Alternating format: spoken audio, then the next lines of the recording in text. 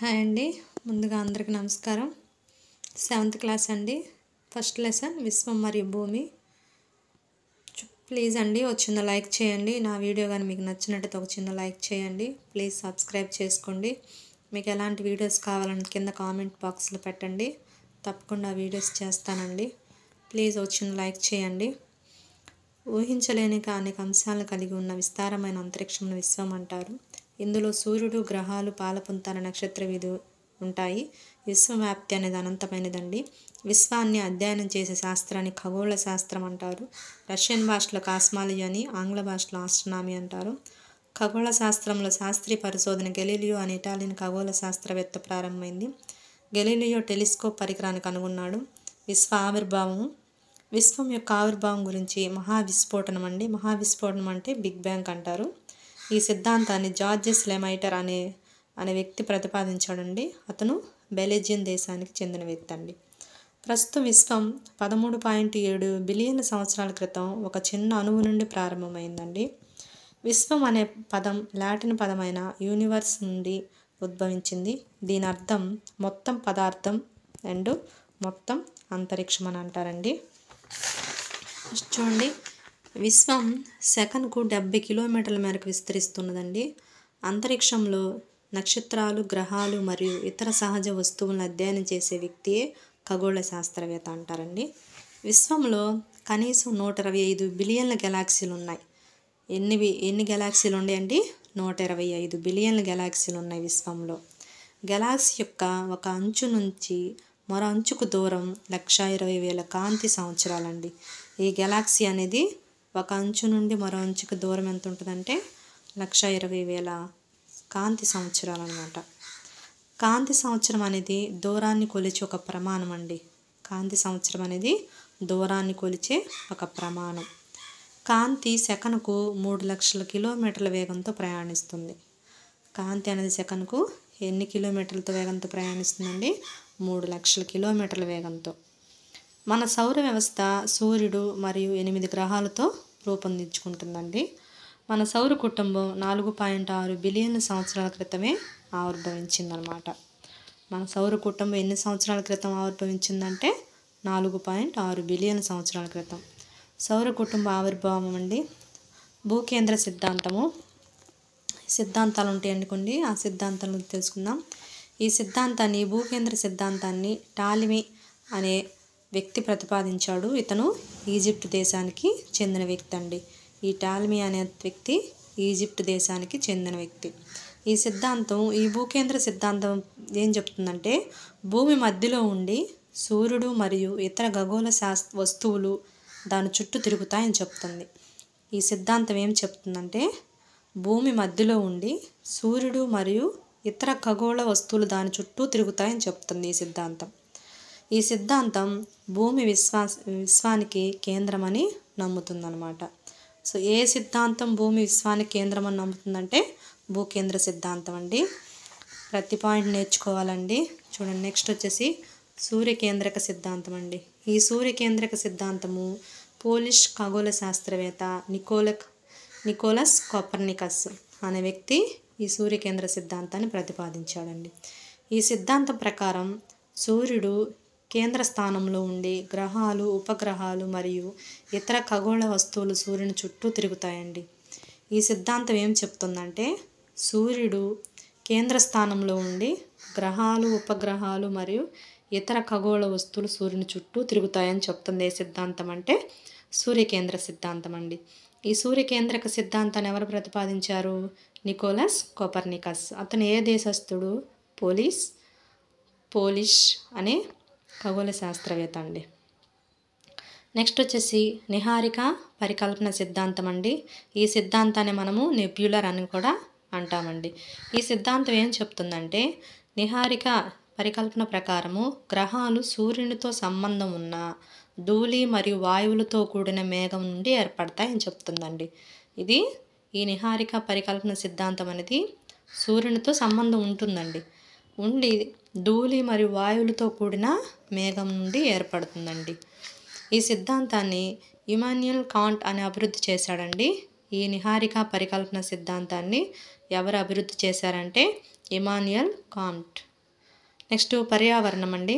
చూడండి ఈ బిట్టు మన టెట్ జరిగిన ఎగ్జామ్లో వచ్చిందండి. బిట్ 7వ తారీఖున. పర్యావరణం ఎన్విరాన్మెంట్ అండి ఇంగ్లీష్లో. ఈ పర్యావరణం అనే పదము ఫ్రెంచ్ పదం నుండి వచ్చిందండి. ఏ పదం నుంచి వచ్చిందంటే ఫ్రెంచ్ పదం నుండి వచ్చిందండి.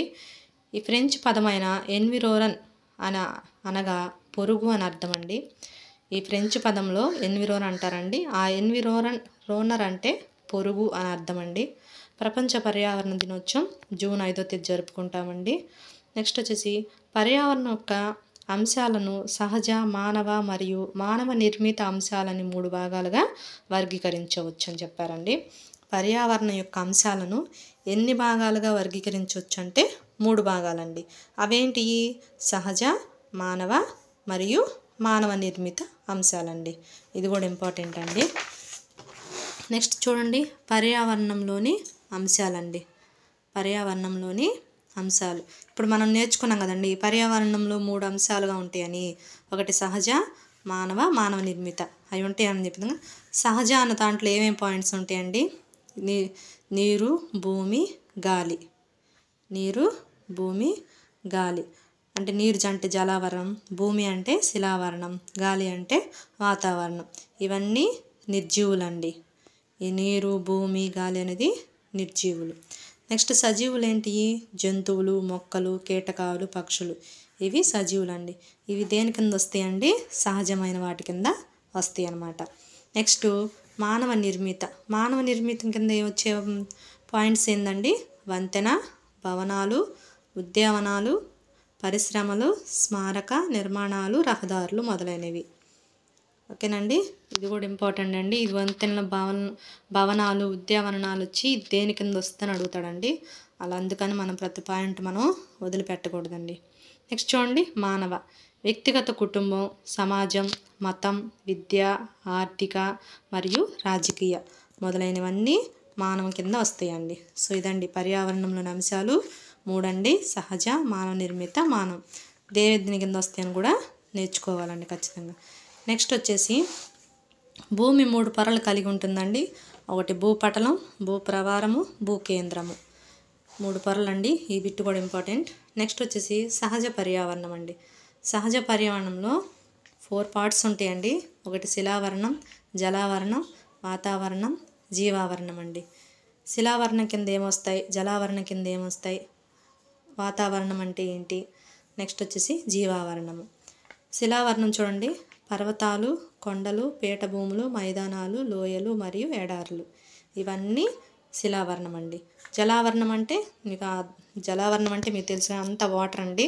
మొత్తం సముద్రాలు, మహాసముద్రం, నది, సరస్సు మరియు చెరువులు ఇవన్నీ జలావరణం కిందకు వస్తాయండి.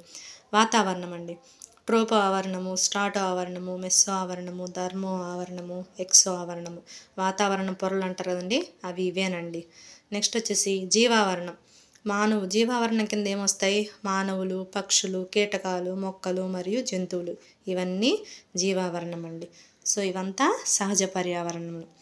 ఒక్కదాని గురించి ఇప్పుడు తెలుసుకుందామండి. శిలావరణం అంటే ఏంది, జలావరణం అంటే ఏందో తెలుసుకుందాం. శిలావరణం అంటే ఇది భూమి యొక్క రాతి పొరను శిలావరణం అంటారండి. ఏమంటారండి? భూమి యొక్క రాతి పొరను శిలావరణం అంటారు. ఈ శిలావరణం అనేది రాళ్ళు మరియు ఖనిజాలతో రూపొందించుకొని మట్టి యొక్క పలచని పొరతో కప్పబడి ఉంటుందండి. ఈ శిలావరణం అనేది రాళ్ళు మరియు ఖనిజాలతో రూపొందించుకొని మట్టి యొక్క పలచని పొరతో కప్పబడి ఉంటుంది. ఈ శిలావరణము ఇంగ్లీష్లో లిథోస్పియర్ అంటారండి శిలావరణాన్ని. ఈ శిలావరణం అనే పదం లిథో మరియు స్పైరా అనే గ్రీకు పదాల నుండి ఉద్భవించిందండి. ఈ శిలావరణము ఇంగ్లీష్లో లిథోస్పియర్ అంటారు. ఈ శిలావరణం అనే పదం లిథో మరియు స్పైరా అనే గ్రీకు పదాల నుండి ఉద్భవించింది. లిథో అంటే రాయి మరియు స్పైరా అంటే గోళం లేదా బంతి అని అర్థం అండి. ప్రపంచ దారిద్ర్య దినోత్సవము ఏప్రిల్ 22వ తేదీన మనం జరుపుకుంటామండి. ఈ బిట్ కూడా ఇంపార్టెంట్. ఇలా డేట్స్ కూడా ఖచ్చితంగా గుర్తుపెట్టుకోవాలండి. ప్రపంచ దారిద్ర్య దినోత్సవం ఏప్రిల్ 22గా జరుపుకుంటాం. వ్యవసాయం మరియు నివాసాల కోసం ఉపయోగించే ఆవరణం ఏదంటే శిలావరణం అండి. Very very important. వ్యవసాయం మరియు నివాసాల కోసం ఉపయోగించే ఆవరణం శిలావరణం అంటారండి. నెక్స్ట్ చూడండి జలావరణం భూమి యొక్క ఉపరితలంలో ఉన్న అన్ని నీటి వనరులను సమిష్టిగా జలావరణం అంటారండి. జలమును సమృద్ధిగా కలిగి ఉన్న ఏకైక గ్రహం భూమి అండి. జలమును సమృద్ధిగా కలిగి ఉన్న ఏకైక గ్రహం భూమి. ఈ భూమినే జలయుత గ్రహం అని కూడా అంటారు. భూమి యొక్క ఉపరితలం సుమారు 2/3 వంతు అంటే 71% నీటితో ఆవరించి ఉంటుందండి. 1% నీరు మాత్రం అవసరాలకు ఉపయోగించుకుంటాం. మిగతా 99% నీరు మంచు, ఉప్పు నీరుగా ఉపయోగించుకుంటాం మనం. హైడ్రోస్పియర్ అండి. జలావరణం అనే పదం హైడర్ మరియు స్పైరా అనే గ్రీకు పదాల నుండి ఉద్భవించిందండి. హైడ్రోస్పియర్ అనేది జలావరణం అండి. ఈ జలావరణం అనే పదం హైడర్ మరియు స్పైరా అనే గ్రీకు పదాల నుండి ఉద్భవించిందండి. మనం స్పైరా అంటే ఇంక అన్నిటికీ స్పైరా గోళం లేదా బంతి, ఇంకా అది గుర్తుపెట్టుకోవాలండి ఖచ్చితంగా. అన్నిటికీ అదే వస్తుంది. ఇంకా ఈ మొత్తము గ్రీకు పదాల నుండి ఉద్భవిస్తాయి. హైడ్రా అంటే ఇక్కడ ఏందండి నీరు, స్పైరా అంటే గోళం లేదా బంతి. ప్రపంచ జల దినోత్సవం ఎప్పుడు జరుపుకుంటామండి? మార్చి 22వ తేదీన జరుపుకుంటాం. ప్రపంచ జల దినోత్సవం మార్చి 22వ తేదీన. నెక్స్ట్ వచ్చేసి వాతావరణం అండి. భూమి చుట్టూ ఉన్న గాలి యొక్క పలచటి పొరనే వాతావరణం అంటారు. వాతావరణాన్ని అట్మాస్ఫియర్ అని అంటాము. అసలు వాతావరణం అనే పదం అట్మోస్ మరియు స్పైరా అనే గ్రీకు పదాల నుండి ఉద్భవించింది. ఓకే, స్పైరా అంటే అన్నిటికీ అదేనండి, గోళం లేదా బంతి అని వస్తుంది. సో ఇక్కడ అట్మోస్ మరియు స్పైరా అని గ్రీకు పదాల నుండి ఉద్భవించిందండి. అట్మోస్ అంటే ఆవిరి అని మరియు స్పైరా అంటే గోళము లేదా బంతి అని అనుకుంటాం. ప్రపంచ ఓజోన్ దినోత్సవం ఎప్పుడు జరుపుకుంటామండి? సెప్టెంబర్ 16వ తేదీన మనం జరుపుకుంటాం. ప్రపంచ ఓజోన్ దినోత్సవం సెప్టెంబర్ 16వ తేదీన జరుపుకుంటాం. నత్రజని, ఆక్సిజన్, కార్బన్ డైఆక్సైడ్ వాతావరణంలోని ముఖ్యమైన వాయువులండి. వాతావరణంలోని ముఖ్యమైన వాయువులు ఏంటంటే నత్రజని, ఆక్సిజన్, కార్బన్ డైఆక్సైడ్. ఇవి చూడండి, కొన్ని ఎంతంత వాతావరణంలో ఎంత ఆక్సిజన్ ఎంత ఉంటుంది, నైట్రోజన్ ఎంత ఉంటుందో చిన్న డయాగ్రామ్ చూడండి. నైట్రోజన్ అనేది 78% ఉంటుందండి. ఆక్సిజన్ అనేది 21% ఉంటుందండి. దీంట్లోని కార్బన్ డైఆక్సైడ్ 0.03% ఉంటుందండి. ఆర్గాన్ అనేది 0.93% ఉంటుందండి. ఇతర వాయువులు వచ్చేసి 0.04% అనేది ఉంటాయండి. నెక్స్ట్ వచ్చేసి జీవావరణం అండి. సూక్ష్మజీవులు, మొక్కలు, జంతువులు మరియు మానవులు కలిసి ఉండే ఆవరణాన్ని జీవావరణం అని అంటారు. మనం ఇందాక ఇక్కడ నేర్చుకున్నాం కదండి. ఇందుకు చూడండి, జలావరణం, శిలావరణం అంటే వాతావరణం, జీవావరణం ఇవేనండి, సేమ్ మళ్ళీ ఇవే. సో సూక్ష్మజీవులు, మొక్కలు, జంతువులు మరియు మానవులు కలిసి ఉండే ఆవరణాన్ని జీవావరణం అంటారు. భూమి, నీరు మరియు గాలి ఒకదానితో ఒకటి కలిసే ప్రాంతం ఏదంటే జీవావరణం అండి. ఇది టెక్స్ట్ బుక్లో ఒక డయాగ్రామ్ ఇచ్చాడండి. భూమి అని, నీరు అని, గాలి అని ఒక డయాగ్రామ్ ఇచ్చి, అంటే ఈ జీవావరణంతో దీనికి సంబంధం ఉంటుంది అని ఒక డయాగ్రామ్ ఇచ్చాడండి. సో అది ఖచ్చితంగా మనం నేర్చుకోవాలండి. ఆ డయాగ్రామ్లో ఉన్న పార్ట్ కూడా మనం అర్థం చేసుకోవాలండి. దాంట్లో కూడా అడిగే అవకాశం ఉంటుంది. సో ఈ జీవావరణానికి వేటి సంబంధం ఉంటుందంటే భూమి, నీరు మరియు గాలి ఒకదానితో ఒకటి కలిసే ప్రాంతం. జీవావరణం అంటే బయోస్పియర్ అనే పదము గ్రీకు పదాలైన బయోస్ మరియు స్పైరా నుండి ఉద్భవించింది.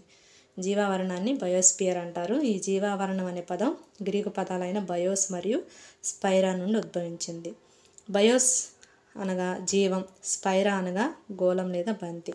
వాయు కాలుష్య యొక్క కారకాలండి. బూడిద, ఉప్పు కణాలు, పొగ, ఆమ్లవర్షం, ఇంధన వినియోగం, పారిశ్రామిక ధూళి, క్లోరోఫ్లోరో కార్బన్లు ఇవన్నీ వాయు కాలుష్య యొక్క కారకాల కిందకు వస్తాయండి. ఈ క్రింది వాటిలో వాయు కాలుష్య యొక్క కారకం కానిది ఏంటిది, ఉన్నది ఏంటని అడుగుతాడండి. అందుకే ఈ బిట్టు కూడా వదిలిపెట్టలేదండి, రాసేసాను. నెక్స్ట్ వచ్చేసి విపత్తుల రకాలండి. ప్లీజ్ అండి ఒక చిన్న లైక్ చేయండి ప్లీజ్. విపత్తుల రకాలండి. విపత్తు అనేది స్వల్ప లేదా దీర్ఘకాలికంగా సంభవించే తీవ్రమైన అంతరాయం అండి. విపత్తుల రకాలు చూడండి. ప్రకృతి విపత్తులు, నెక్స్ట్ వచ్చేసి మానవకారక విపత్తులు. ప్రకృతి విపత్తుల వల్ల ఈ విపత్తు వల్ల మనకి ఏం చేస్తుందంటే ప్రాణ నష్టం వస్తుంది, గాయం లేదా ఇతర ఆరోగ్య ప్రభావాలు, ఆస్తి నష్టం, జీవనోపాధి మరియు సేవను కోల్పోతాం. ఈ ప్రకృతి విపత్తు వల్ల ఇది జరుగుతుందండి. ఫర్ ఎగ్జాంపుల్, కరువు ఉంది. ఉపరితల నీరు లేదా భూగర్భ జలాల నీటి సరఫరాలో దీర్ఘకాలికంగా కొరత ఏర్పడే పరిస్థితి అన్నమాట. సో అది కూడా ప్రకృతి విపత్తి కింద వస్తుందండి. నెక్స్ట్ మానవకారక విపత్తులు అంటే ఇవి సాంకేతిక లేదా మానవ ప్రమాదాల పర్యవేక్షణాలండి. విపత్తు యొక్క తీవ్రత లేదా పరిమాణాన్ని అంచనా వేయడాన్ని విపత్తు నిర్వహణ అంటారండి. నిర్వచనాలు కూడా గుర్తుపెట్టుకోవాలండి, నిర్వచనం కూడా అడుగుతాడు. విపత్తు నిర్వహణ అంటే ఏంటంటే విపత్తు యొక్క తీవ్రత లేదా పరిమాణాన్ని అంచనా వేయడాన్నే విపత్తు నిర్వహణ అంటారండి.